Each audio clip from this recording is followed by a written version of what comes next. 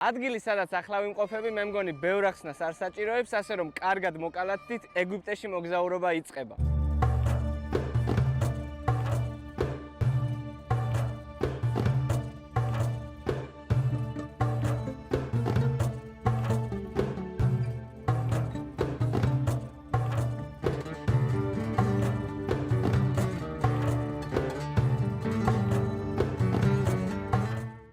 მეგობრებო, ჩამოვედით კაიროში და პირველი რაც გავაკეთეთ, რა თქმა უნდა, არის ტრადიციული კერძების დაგემოვნება.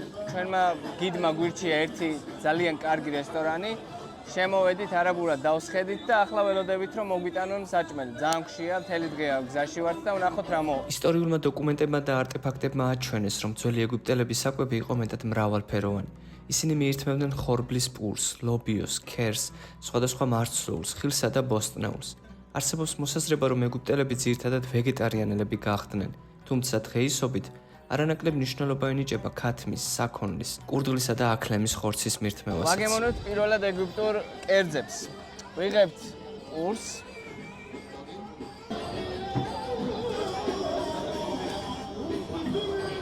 აუ, ძალიან უცხო გემოაქვს და ცხარეა უბრალოდ რა, ვისაც ცხარე კერძები გიყვართ. კაი. ეხლა ეს ვნახოთ რა არის. ძალიან გემრიელია მართლა ყველაფერი, უბრალოდ ცხარეა. ეს გაითვალისწინეთ, ეგვიპტური კერძები ცხარეა. მე ძალიან შორს ვარ სიცხარესთან, მაგრამ გემრიელია. ეს არის ყველაზე გემრიელი რესტორანი, როგორც ჩვენმა გიდმა გითხრა. არის და არის მხოლოდ ადგილობრივებისთვის. ანუ აქ ვართ მარტო ჩვენ, ტურისტები და ძალიან გაოცებულები გვიყურებენ და ყველა ჩვენ გვიყურებს აბსოლუტურად. თვითონ გიდმა გითხრა, რომ უცხო პლანეტელები გონი ხართ ახლაო და რა ვიცი. ძალიან საინტერესო ადგილია და უგემრიელესი კერძები მართლა. მართალია როგორც წეგან გითხარით ცოტა ცხარეა, მაგრამ გემრიელია და ნუ აქ მოსვლა ღირს რა თქმა უნდა. კაიროში სულ რამდენიმე საათით გავჩერდით. ღამის ქუჩებში სეირნობის შემდეგ, რომელიც დილამდე ძალიან ცოცხალი და მხიარულია, გეზის სივასკენ ავიღეთ და დაახლოებით 9 საათიანი მგზავრობის შემდეგ ეგვიპტის ერთ-ერთ გამორჩეულ ადგილას აღმოჩნდი. მეგობრებო, ახლა ვიმყოფებით სივაში, ერთ-ერთ ყველაზე საინტერესო ადგილას ეგვიპტეში და მივდივართ სივა ოაზისის სანახავად. ვინც აქ ჩამოდის, მე მგონი ყველა აბსოლუტურად მიდის იქ, ჩვენც რა თქმა უნდა წავიდეთ და ვნახოთ რა დაგხვდება. დაახლოებით 20 წუთის გზა არის ჩვენი სასტუმროდან და წავედით. მივდივართ ტუк-ტუკით და როგორც უკვე გითხარით 20 წუთის გზა გვაქვს. ეს არის ჩვენი მძღოლი, რომელიც ჩვენთან ერთად გაატარებს დროს. მოკლედ საინტერესო თავგადასავლები იწყება. სივა ოაზისი მდებარეობს ლიბიის საზღვართან, სადაც ტალახისაგან ნაშენ აგურის სახლებში ბერბერულ ენაზე მოლაპარაკე სუდანი ხალხები არიან დასახლებული. სივა განთქმულია ფინიკისა და ზეითუნის ზეთის წარმოებით, დიდი ისტორიითა და მარილის აუზებით. სწორედ უდაბნოში ჩაკარგული ფერადი წყლების სანახავად გავემართეთ ჩვენ გამყოლთან, ჯომასთან ერთად. მოვედით მეგობრებო, ულამაზესი ადგილია, ჯერ არ გაჩვენებთ, იმიტომ რომ დრონის კადრები უნდა გადავიღოთ. დრონი არ არის დაშვებული ეგვიპტეში, აკრძალულია და სპეციალურად ვიქირავეთ. და $70 გვიჯდება მთელი დღის განმავლობაში. ამიტომ მოემზადეთ ახლა ძალიან ლამაზი კადრებისთვის.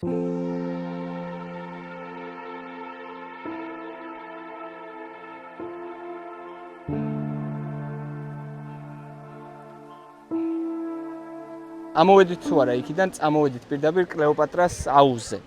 როგორც გიდმა გითხრა, ნუ არანაირი მტკიცებულება არ არის, რომ აქ კლეოპატრა მოდიოდა, მაგრამ ყველა ეძახს კლეოპატრას აუზს. მოვედით, აქ გავგრილდით ახლა ეს მარილები ჩამოვირეცხეთ, იმიტომ რომ ძალიან მარილიანები ვიყავით და ცოტა უნდა მოვისვენოთ. მერე უკვე გავაგზავნებთ სივას დათვალიერებას. მარილიან ფერაწყლებსა და კლეოპატრას აუზში გაგრილების შემდეგ, ჩვენი ტუк-ტუკით გეზის სივას ციხისკენ ავიღეთ, რომელიც მე-12 საუკუნეში ქალაქის უკან, გორაზე, ტალახისა და აგურისაგან აშენდა. რომლის მთავარი დანიშნულებაც ოაზისის მკვიდრების უცხოელი დამპყრობლებისგან დაცვა იყო. როგორც ცნობილია, ციხეში ოდესღაც 600-ზე მეტი ადამიანი ცხოვრობდა.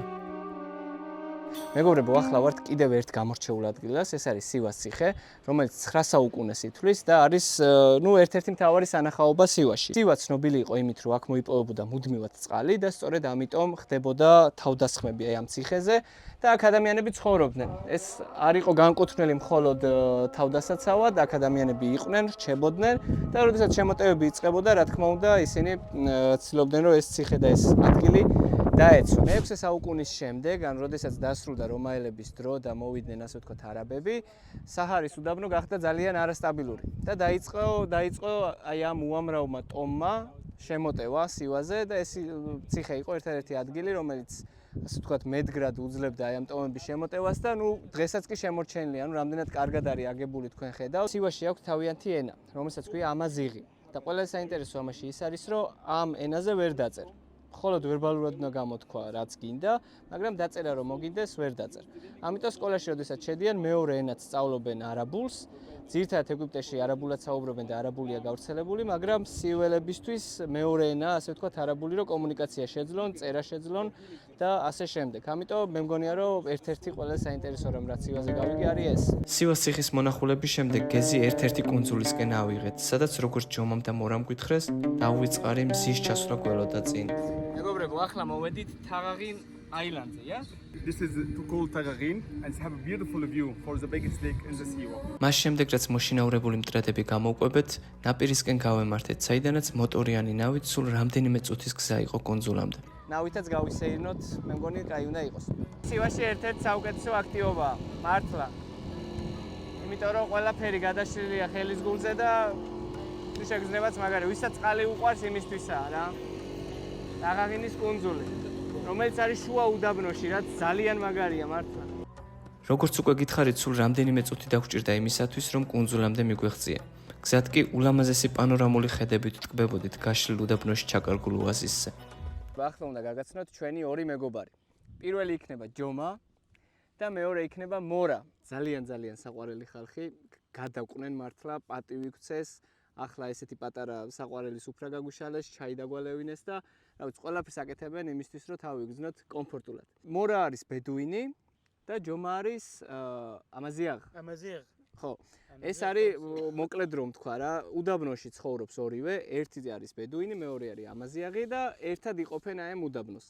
რაღაცა კონფლიქტები შეიძლება ყოფილიყო, რაღაც დაძაბულობები და ასე შემდეგ, მაგრამ საბოლოო ჯამში ერთად არიან, ერთად ცხოვრობენ. წიაღსლებში არ ჩავალ ახლა, იმიტომ რაღაცები კიდევ არ ვიცი და არ მინდა რომ არასწორი ინფორმაცია მოგაწოდოთ, მაგრამ ფაქტია რომ ორივე ეს ადამიანი, რომლებიც ახლა ჩვენთან არიან, ძალიან დიდ პატივს ვცემ. ეგვიპტეში ჩაის ყოველთვის პატარა ჭიქებით გთავაზობენ, რადგან უფრო მეჯერ შეძლო შენი მომსახურება. კუნძულზე გადასვლის შემდეგ ჯომამ კოცონი დაგვინთო და უგემრიელეს. განსხვავებული არომატის მქონე ჩაი მოგვართვა. მორამ კი ეგვიპტური თხილი და ფინიკი გაგვასინჯა. მეგობრებო, ახლა არის ცეკვის დრო და ვთხოვეთ ჩვენ მეგობრებს რომ გვასწავლონ ეგვიპტური ცეკვა. და რა თქმა უნდა ჩვენ უნდა ვასწავლოთ ქართული ცეკვა, ასე რომ ეხლა ემზადებიან მუსიკებს არჩევენ მე მგონი.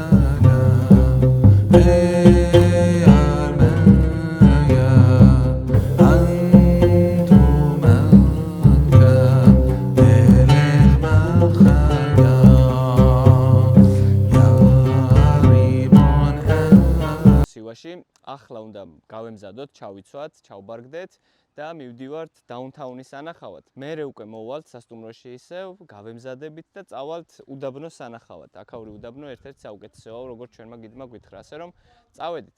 საუზმის შემდეგ პირდაპირ მოვედით ამუნ ტემპლზე. ეს არის ადგილი, სადაც როგორც ამბობენ, როდესაც მიხვალ და კითხავ შენს მომავალს, იქიდან პასუხი აუცილებლად დაგიბრუნდება ადამიანის მიერ, რომელიც აქ ცხოვრობდა.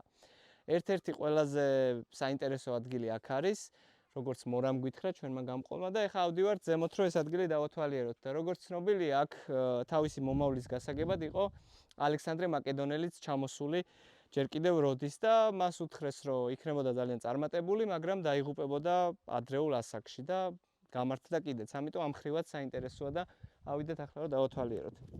როგორც კი შემოდიხარ ამ ადგილას, პირველი რაც ხდება, ეს არის ჭა. და ეს ჭა იყო იმისთვის განკუთვნილი, რომ მთელი სხეული უნდა გაგებანა, რადგან წმინდა ადგილად ითვლება ეს, არ შეიძლებოდა რომ ასე ვთქვათ პირდაპირ შესულიყავი და ამ ჭას ჰქონდა კიდევ ერთი ძალიან საინტერესო და მნიშვნელოვანი დატვირთვა, რომ ადამიანები, რომლებიც აქ ამოვიდოდნენ, უშვილო დედები, ასე ვთქვათ, 7 წრეს შემოარტყავდნენ აი ამ ჭას. ეხლა ეს კარი დაკეტილია, სწორედ იმიტომ რომ ეს წმინდა ადგილად ითვლება და ამის შემდეგ უკვე მათ შვილი შეეძინებოდათ ხოლმე. ესეთი ისტორია აქვს ამ ჭას. აი ეს არის უკვე მთავარი შესასვლელი და აქ უნდა შევიდეთ ახლა. მაგრამ როგორც უკვე გითხარით, პირველ რიგში მოდიხარ აქ. როგორც კი აქ შემოხვალ, პირველი უნდა დაიბანო მთელი სხეული და მერე უკვე იწყებ შიგნით შესვლას. ასე რომ წავედით. მე-7 საუკუნიდან მოყოლებული არის ასეთი ტრადიცია, როდესაც ამოხვალ ქოინი, ეგრეთ წოდებული, შეგიძლია რომ ჩააგდო ამ ჭაში, ოღონდ მანამდე უნდა ჩაიფიქრო სურვილი. ახლა მე სურვილს ჩავიფიქრებ და ამას ჩავაგდებ ჭაში. ოღონდ ჩუმად ჩავიფიქრებ, თქვენ არ გეტყვით. იმედია ასრულდება. სივა თავისუფლ ეგვიპტური კულტურის ცენტრი იყო და აღნიშნული ტაძარი ვერძისთავიანი მზის ღმერთის ამონ-რას პატივსაცემად აშენდა, სადაც განთავსებული იყო ღვთაებრივი ორაკული. ეს არის სწორედ ის ოთახი, სადაც ალექსანდრე მაკედონელი იყო მოსული და სვამდა კითხვებს თავისი მომავლის შესახებ. აქ პასუხებს სცემდა მღვდელი ამუნის, რომელიც კითხულობდა მომავალს ადამიანების ვარსკვლავების მიხედვით. აქ წამოდით ახლა აქეთ. აი აქ იყო ადგილი, ეს არის საიდუმლო გვირაბივით, საიდუმლო ადგილი, სადაც შედიოდა ეს პრისტი, ანუ მღვდელი და აქედან ლაპარაკობდა, აი მაგალითად, შენი მომავალი იქნება და ასე შემდეგ. და ეს ხმა იმდენად ვრცელდებოდა იქით, რომ ის იქ მჯდომი ადამიანი ფიქრობდა, რომ ეს ხმა მოდიოდა ზემოდან და ასე შემდეგ. ძალიან საინტერესო ისტორია და მართლა მოხიბლული ვარ. აი ზუსტად აქ, სადაც ახლა მე ვდგავარ, ძალიან დიდი ხნის წინ, მე-3 საუკუნეში იდგა ალექსანდრე მაკედონელი. ამუნის ტაძრიდან პირდაპირ 2 მილიონი წლის წინადელი ნაკვალების სანახავად წავედით. დილით მოკლედ მორამ და ჯომამ გითხრეს, რომ არის აქ ადგილი, სადაც 2 მილიონი წლის წინანდელი ფეხის ნაკვალებია, ხელის ნაკვალებია, ცხოველების ნაკვალებია და ასე შემდეგ და დღეს ამოვედით სწორედ მაგ ადგილას. აი აქ, როგორც თქვენ ხედავთ, ჩანს კიდეც ძალიან საინტერესო ადგილი. ასეთი არის ბევრი ეს ქვები და ეს ადგილი, სადაც ახლა ჩვენ ვდგავართ, აი ეს ადგილი მთლიანად იყო ერთ დროს ოკეანის სკერი, ანუ ძირი და ახლა ნუ კლიმატის შეცვლის შემდეგ რაღაცები სხვანაირად არის. სხვათა შორის ჯამა, რომელიც აქ არის ჩვენთან ერთად, ზედმეტსახელად არის Friday, იმიტომ რომ პარასკევ დილას დაიბადა და ყველანი ვეძახით Fridays, yeah? Friday, yes. Where are we going now? Now we go next step. We go one place. It's very old from the Roman place and from before the BC, and we can see some rest damaged body from the mummies. Aha. Yes. მუმიის სანახავად მივყავართ მოკლედ ჯომას და მორას, რომელიც ვიმაგრებს სულს. წავედით. Let's go. Let's go.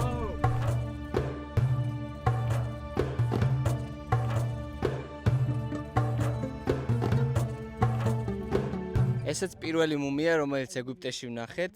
აი აქ არის ერთი ნაწილი და ქალის მუმია, როგორც გითხრეს, და აქეთ არის უკვე მეორე ნაწილი. აი აქეთ ხარეს ხედავთ ეს მუმია და ქვემოთ არის ნუ აკლდა, მაგრამ ეს დროთა განმავლობაში ნუ დრომ გამოანგრია თუ მოანგრია. არ ვიცი, მაგრამ ერთი ის ვიცი, რომ რადგან ეს ადგილი არის შორს, მთავრობა ამ ადგილის მიხედვას ვერ ახერხებს და სწორედ ამიტომ არსი არის ეს მუმიები უპატრონოდ დაყრილი. სხვა შემთხვევაში ძირითადად მოვლილია ხოლმე, ჩასმულია რაღაც შუშის მინებში და მუზეუმებში აქვს გამოფენილი, მაგრამ ეს ადგილი რაღაც მიტოვებულია და როგორც გითხრეს, ასევე ეს არ არის თლად ისეთი ტურისტული ადგილი, ბევრი ტურისტი არ მოდის აქო და რა ვიცი. პირველი მუმია მოკლედ ნახეთ სივაში. მუმია, რომელიც ახლა ვნახეთ, არის 3500 წლის წინანდელი და ზოგადად ეს ადგილი სავსე არის მუმიებით, მაგრამ ნუ არავინ არ თხრის და თუ თხრიან და თუ ეძებენ, მხოლოდ იმ მიზნით, რომ ან ოქრო იპოვონ, ან რაღაცა სამკაული და ასე შემდეგ რა და ძირითადად მიტოვებულია. მაგრამ აი ეს სოფლის მოსახლეობა, სხვადასხვა ადამიანები და ასე შემდეგ ამოდიან, ეძებენ და რავი, ან პოულობენ ან არა.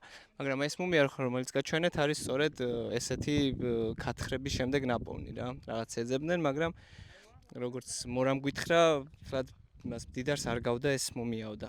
We go now one of the spring and we have cooking rabbits and rice and vegetable all in the fire. Wow. In the wood, olive wood. მოვედით ახლა შუა უდაბნოში, პალმებთან ახლოს დავბანაკდით. აგეთ გავშალეთ არაბულად ჩვენი ეს საპიკნიკე.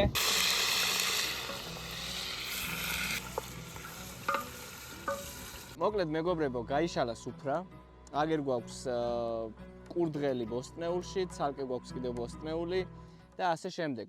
ამ ყველაფერზე იზრუნა ჩვენმა მორამ და იზრუნეს ბიჭებმა, რომლებიც იქით არიან. And we doesn't use any chemical things from cooking. Rabbit, vegetarian, and potatoes, vegetable, and rice. All this cook from the fire, no gas. ეგვიპტელები კვების კულტურას ძალიან დიდ მნიშვნელობას ანიჭებენ. ისინი ძირითადად ხელით მიირთმევენ, რადგან სჯერათ, რომ ადამიანის მიერ გადაცემული ენერგია ძალიან დადებითად აისახება საკვებზე და შესაბამისად მის გემოვნურ თვისებებზეც. ცოტა გაგრილებისა და მოსვენების შემდეგ უკვე აჰმედით შემოგვიერთდა, რომელთან ერთადაც უდაბნოსკენ მიმავალ გზას გავუყევით. ჩვენი შემდეგი გაჩერება არის ახარას უდაბნო. ეგვიპტეში რო ჩამოხვალ ეს ადგილი რო არ ნახო, რავი, ძალიან რთულია. ამიტომ ახლა ვართ უკვე ახარას უდაბნოში. აგერ არის ჩვენი ჯიპი, რომელმაც შემოგთავაზა ექსტრემალური რაღაცეები, ვინც დუბაიში ნამყოფი ხართ ან აბუ-დაბიში, იქ მსგავსი რაღაც გამოცდილი გექნებათ, იმიტომ რომ ზოგადად სადაც უდაბნოა, მსგავსი ტიპის აქტივობებს ყოველთვის გთავაზობენ და აქაც, რა თქმა უნდა, გამოვცადეთ, რაც საინტერესო და სახალისოა, რა ვისაც ექსტრემალური რაღაცეები გიყვართ და მანქანები გიყვართ, მით უმეტეს. აქ ვართ ახლა, ვათვალიერებთ, ფოტოებს გადავიღებთ, ვიდეოებს გადავიღებთ და მერე უკვე წავალთ კემპში, სადაც გვექნება ვახშამი და იქაც რაღაცეებს დაგათვალიერებინებთ, მე მგონი საინტერესო დღე უნდა გამოვიდეს. ასე რომ წავედით ახლა და გავაგრძელოთ ეგვიპტეში მოგზაურობა. იქამდე სანამ ფოტო-ვიდეოს გადაღებით ვიყავით გართული შემოგვაღამდა. აჰმედმა უგემრიელესი მცენარეული ჩაი მოგვიმზადა. მელიებიც გვესტუმრნენ და ძალიან საინტერესო და დასამახსოვრებელი საღამო გავატარეთ შუა უდაბნოში. მეგობრებო, მოვიარეთ ახლა უდაბნო და მოვედით ახლა კემპში. ყველა უდაბნოში არის ადგილი, სადაც შეგიძლია რომ მოხვიდე, დაისვენო, მიირთვა საჭმელი და ასე შემდეგ. ახლა ვარ ზუსტად ამ ადგილას. მოგვართვეს სტეიკი, მაკარონი, სალათები და რაღაც გემრიელობები და ახლა უნდა მივირთვათ. ამის შემდეგ უკვე წავალთ სახლში, გავემზადებით და მთელი ღამის განმავლობაში გვაქვს მგზავრობა და მივდივართ გიზასკენ. ხვალ გვექნება პირამიდების დღე. ასე რომ წავედით.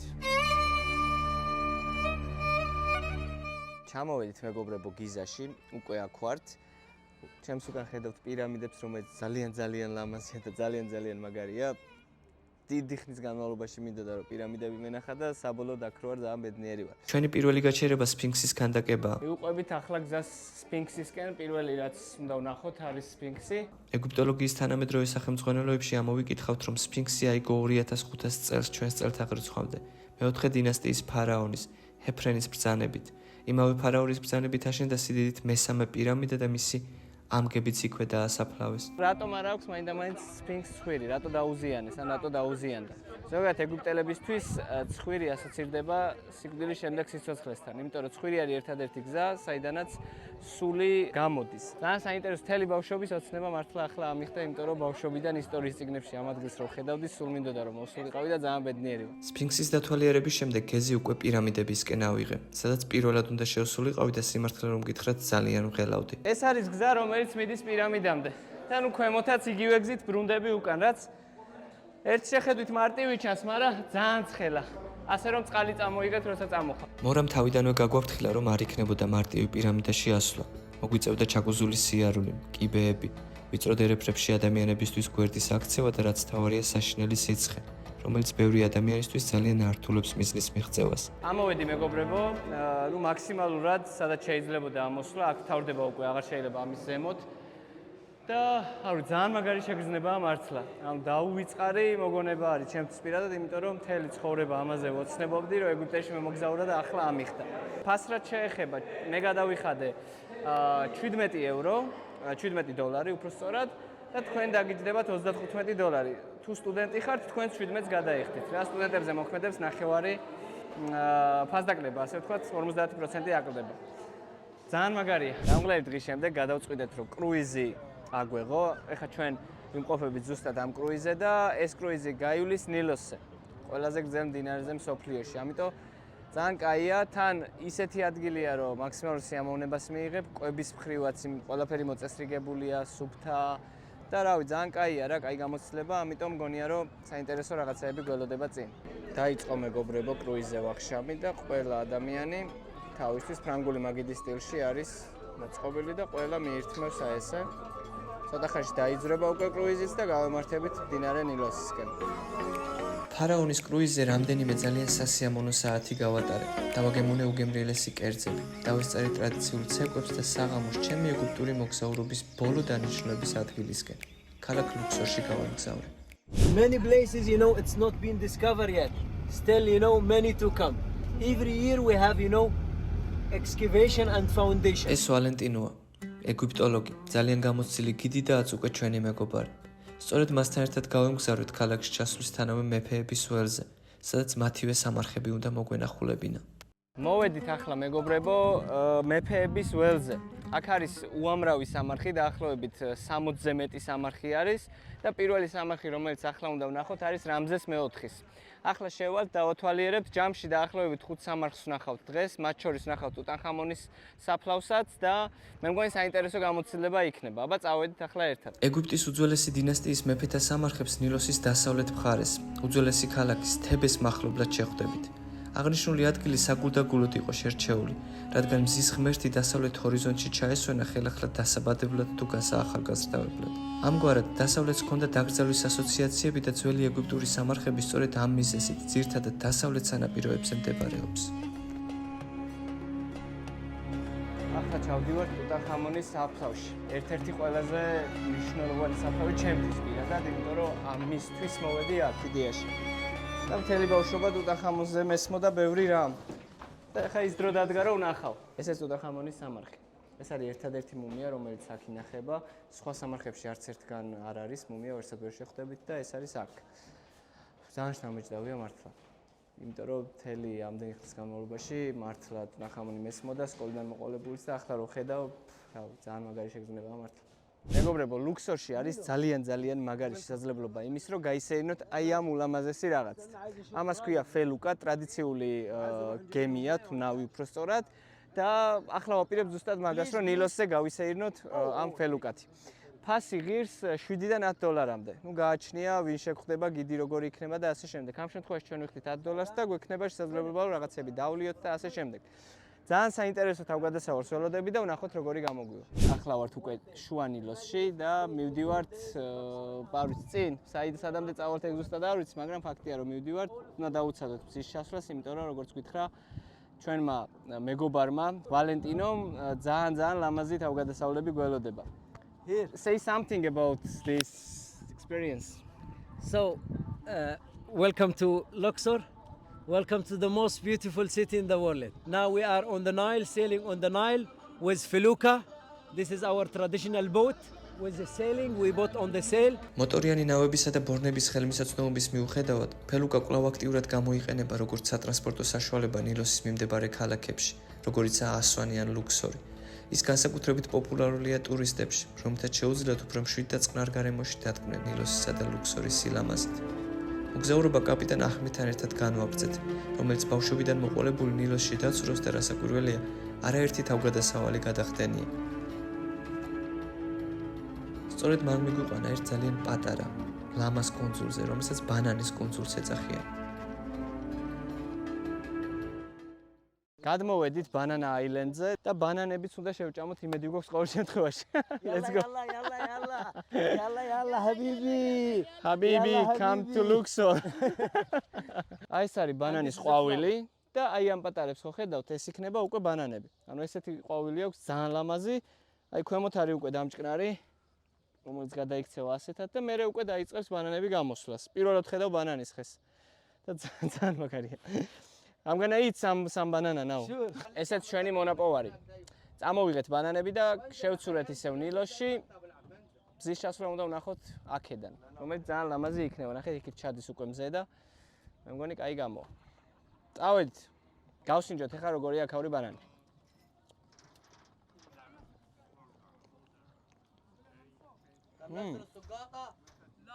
აი, მაგრამ ცოტა ისაკლია, სიმწიფე. და ასე წებოვანია უფრო მეტად. მაგრამ მაგაია. ასე დასრულდა ჩემი მოგზაურობა ეგვიპტეში. იმედი მაქვს ის სიამოვნეთ, არ დაგავიწყდით ჩემი არხის გამოწერა და შევხვდებით მომავალ მოგზაურობაში.